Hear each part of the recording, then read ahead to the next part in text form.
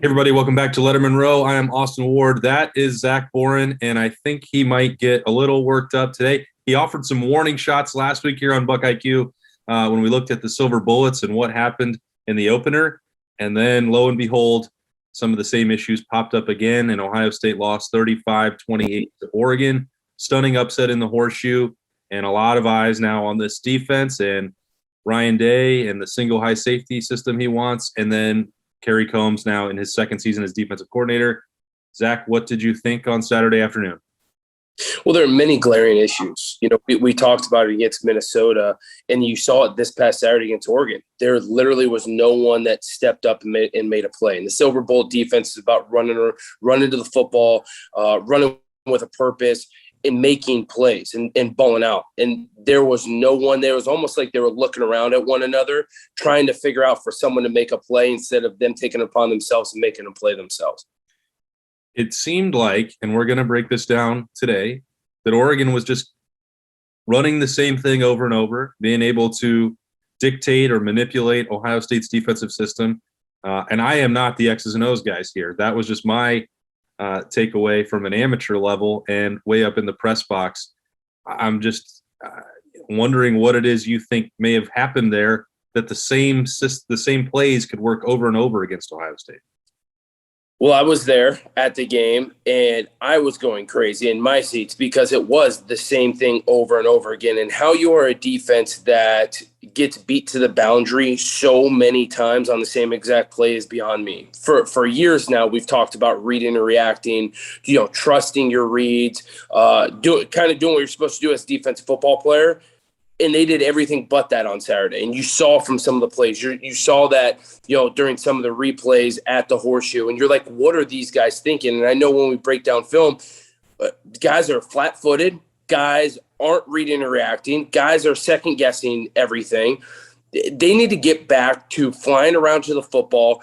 These are mistakes that high school kids are making. It looked like a high school football game, and sometimes the way these guys were playing on defense looked like high school football players and not defensive players at The Ohio State University.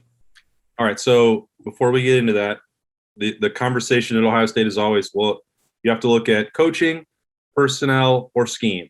It seems like all three areas are a concern right now for Ohio State.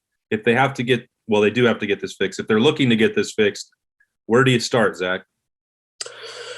Out of those things, I think everyone wants to point their finger at coaching. In my mind, that's kind of last. Because in my mind, coaching a little bit because of putting the guys on the field. But the guys on the field, that needs to go away. The rotation, I think it's a recruiting tactic to show so many guys are playing. That needs to go away. Your best players need to play. That's how it is. You come to Ohio State, it doesn't matter if you're a five-star kid. If you're not performing, you don't deserve to be on the field. Just because you come here and just because of your ranking doesn't earn you playing time. But then I think that the bigger thing is making plays on the field. It doesn't matter what play is called. And that's what I go from the coaching standpoint on the play calling.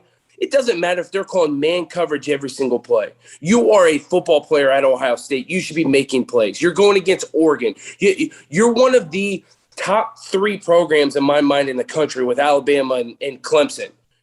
You shouldn't be getting outmanned and outplayed by Oregon. It doesn't matter if you're in man coverage every single play. Everyone wants to talk about going to a zone scheme and getting beat, whatever. You are on the field to make plays. And those guys, the players on the field aren't making plays. They're taking the easy way out. They're not doing what they're supposed to be doing. They're not playing football. They're literally it almost looks like a little peewee game out there because they're throwing these little they're danging these little shiny things in front of them with all these motions and whatnot. And it's like they've got no idea what's going on. At the end of the day, you are on the field to make plays, and that's what these guys need to be doing. All right, time to dive into it. What the postmortem for 35-28. Zach is going to break it down for us as he always does. Let's roll the tape. All right, here we go, Zach. Opening drive of the game, the opening touchdown drive. Oregon had been feeling it out, and then they found something that they really liked. And what was it? Obviously, it's outmanning these guys into the boundary because this happens so many times. And there are so many things wrong with this picture. First off, you can see down here, I don't know. I think it's Lathan Ransom maybe on the bottom or EA, whoever it is. They're running into each other. I mean, you're taking out your linebacker. You are literally putting a pick on your own linebacker who's trying to scrape to the outside and make a play. How you don't recognize this and how you don't read it with your eyes when you see this coming is beyond me. It's like you're so locked in on this wide receiver is really a tight end in this situation. I have no idea. And Zach Harrison, like, what are you doing here? He's sliding in and acting like he's whatever. You have a pulling guard crossing your face. He's sitting here flat-footed. Like, I understand you're supposed to squeeze, but what are you doing? You're not getting any, hey, I'm going to take 2 steps, shuffle, and then I'm too slow to get to the outside. Pulling guard passes right by me, and then it's like, okay, what am I doing? Essentially, you didn't even need to be on the field because you literally did nothing in this situation. Cody Simon gets picked. Bryson Shaw's late from the outside or from free safety. It's just this was the first of oh my gosh moments for Ohio State. Yeah, they took this scheme and they seemed to run it over and over. And something that I don't know how it applies to every single snap, but Bobby and Tyvis earlier this week were talking about the crack and replace and aligning properly. It's like football basics, I think, that Ohio State was not executing, and I think that's what gave guys like you the biggest frustration. Well, look, they scored on the first play. Look what they're going to again. I'm like, oh, you pause that right there. It's like, hey, Austin, they're pitching this to the outside, and if you played a little bit more right here, it's a pitch right there. You pause it. Every Ohio State defender's inside the hash. Like, how does this happen? They did nothing. They pitched it to the running back. That's what they did. They hiked it to the quarterback, and they did a simple pitch. You run this on Saturdays at Pee Wee football. Literally, this is a Pee Wee football play, and you get beat to the corner, and everyone's going the wrong way. You saw this is the one where EA goes complete opposite direction. You see these guys throwing pick plays on one another again. Like, what are these guys doing? Look how many Ohio State guys, the linebackers that are supposed to be scraping and running. Look at that. All 4 of them are right there. Look at this. Guys off the depth, you see the 3 of them. They all run into each other. I mean, what are they doing in this situation? It's a simple pitch play. 4-for-1 block I've ever seen. It's 4th and 1, and look, they're pulling the guard. Oregon is pulling the backside guard and pulling the frontside guard. This is simple linebacker play. You read and react. You are just looking at everything happen in front of you. Like, there should have been nothing telling you to go back inside. Nothing at all. And why this completely just blew their mind all game is completely beyond me.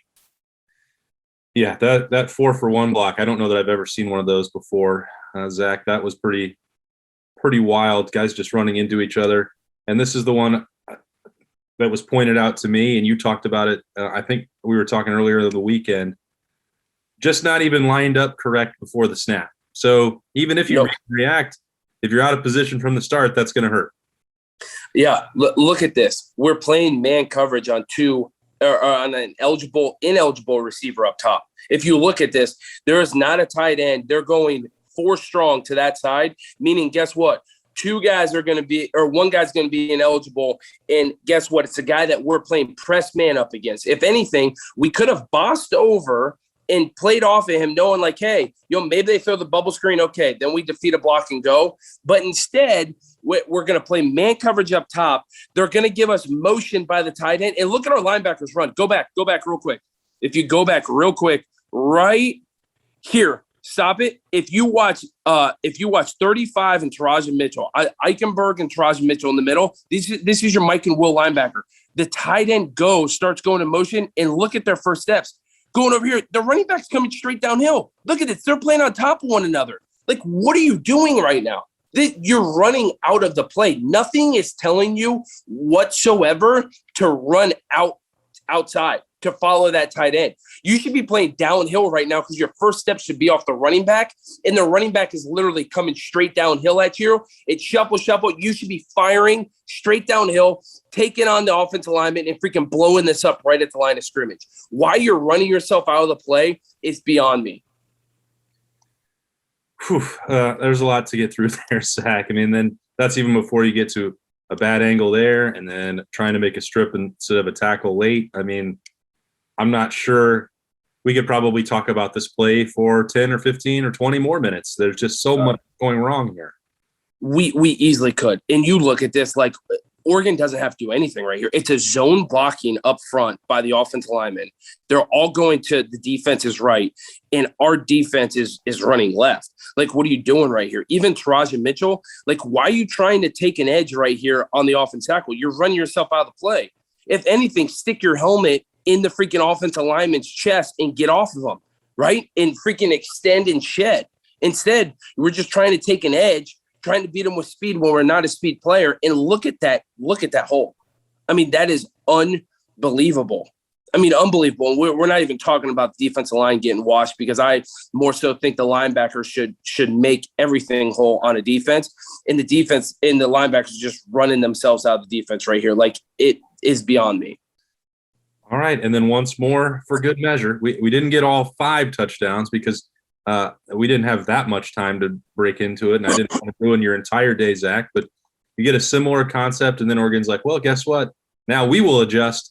And after you think you've got it figured out, boom, right over the top past Bryson Shaw. Yeah, I mean, this is basically, if you haven't noticed it by now, the normal Johnny Smith who's watching this BuckIQ can tell you that they're just running a different version of the same play that they've been running the entire game, with the Y coming in motion. Now, guess what? Instead of this tight end blocking down, now he just goes upfield and runs a simple corner route.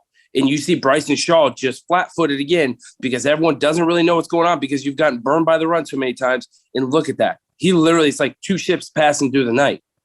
You know, in this situation, how you don't either hit him or recognize like what's going on is beyond me. And here's the difference, right? Running back was involved in a lot of those. There's a different version in this play, as you could see by the running back's first steps coming down. Watch this. So they're coming back. Now you got a Y on the side. Look, now number 12 is going to come back. This looks the same thing. Look, now you got, and it's a roll. I mean, this is simple. You should see this right from here. Bryson Shaw should see this right now. I mean, how you don't see that so quickly? It's such a quicker developing play than normal run plays. It's just not even the same. When you're looking at it as a defense, this is a completely different looking play from the defensive side of the ball than the other ones that they have where they crush us on the run. There was no threat of the quarterback at all. He simply was handing off the football. And now you see what's going on. I mean, there are some questions that need to be answered with this Ohio State defense, and it needs to start with the players who are performing on the field right now. All right, it's going to be a tough week for Ohio State ahead, trying to get ready to regroup and bounce back against Tulsa. Now, obviously, that should be pretty successful for them, but we're going to be watching closely for those signs of improvement on defense, and we'll have Zach here every week to break it down for us. Thanks, Zach. Thank you. For Zach Boren, I'm Austin Ward. We'll see you next time on Lettermen Row for BuckIQ.